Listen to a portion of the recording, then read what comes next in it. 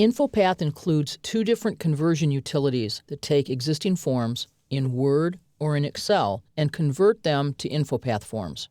Now, I would be negligent if I didn't tell you about this early on because most of our organizations that we work with have lots and lots of existing forms. And you might wonder, why don't I just convert those? So I want to show you what that looks like, but it's a little more difficult than it actually looks. So we will talk more about this at the end of the course. Here's my form in Microsoft Word. So it allows users to enter information. This form was originally created in Office 2010. So it uses the nice little XML here. You can see that it has fields and controls to capture information and that they are actually labeled. It has checkboxes on it, has some other information, and the entire form isn't here, but this will be enough to give us a flavor. And if you want to play along with me, you can go ahead and open this form because it's in your exercise set. So I'm going to close the form in Word.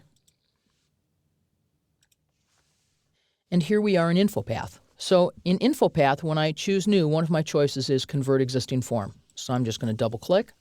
The import wizard only wants to know one thing. Is this an Excel workbook form or is this a Word form? This is a Word form. And there's a possibility to go out to the Office Marketplace and search for other converters that have been built as third-party products.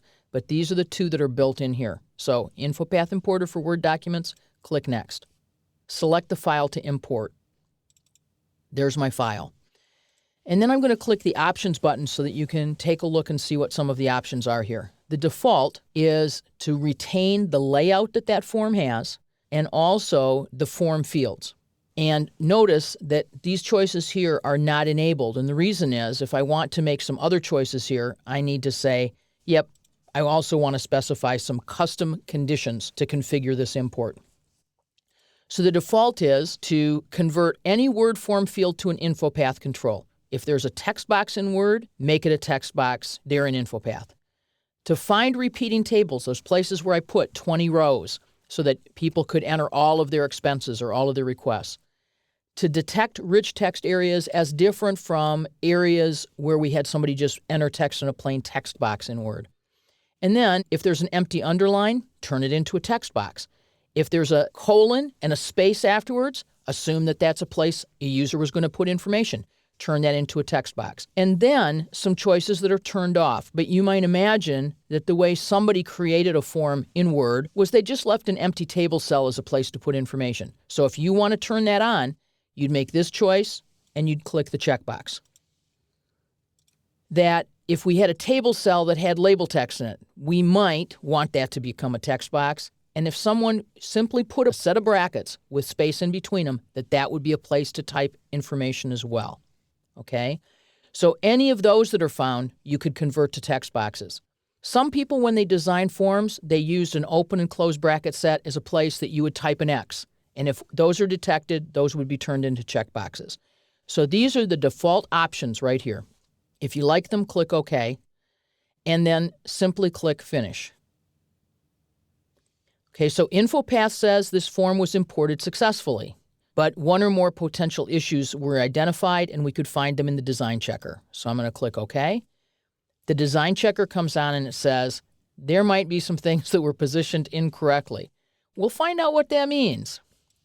How incorrectly? Well, actually the incorrectly is there's some stuff centered here and the rest of our form is way over to the left. That's actually not so bad. It could be much, much worse. We can arrange that, or these are just labels. We can delete these, and we can type them in again in a way that we'd like to see them. Here are the things that I'm interested in, the things I'm concerned about here, is how did my data show up? Because you'll notice that it brought the form in, and there's really not a field here. There's just text. So if I go and click on Data, and I say Show Fields, you'll notice not a single data field came in here from Microsoft Word. Again, that's not unusual. And there are some strategies that we can use to make InfoPath do a little better than it did in this particular case.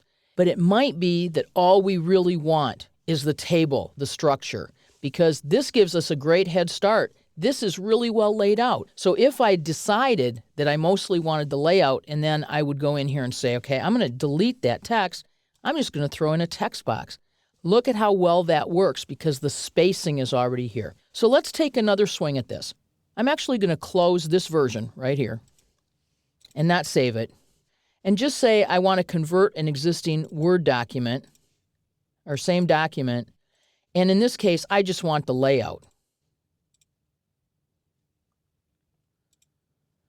And I still have this same issue up at the top that I need to, do something with that. But all I have is the layout, and I don't really expect to get the form fields. And it will focus really well on getting this layout down as cleanly and as crisply as it can. So 2 different possibilities, Word and Excel, several options on how we would convert it. And again, we'll return to this topic later in the course. But if you really just want to grab the design out of a form and have your layout tables and go forward, this isn't a bad way to do it, and it will give you a head start on creating your form in InfoPath.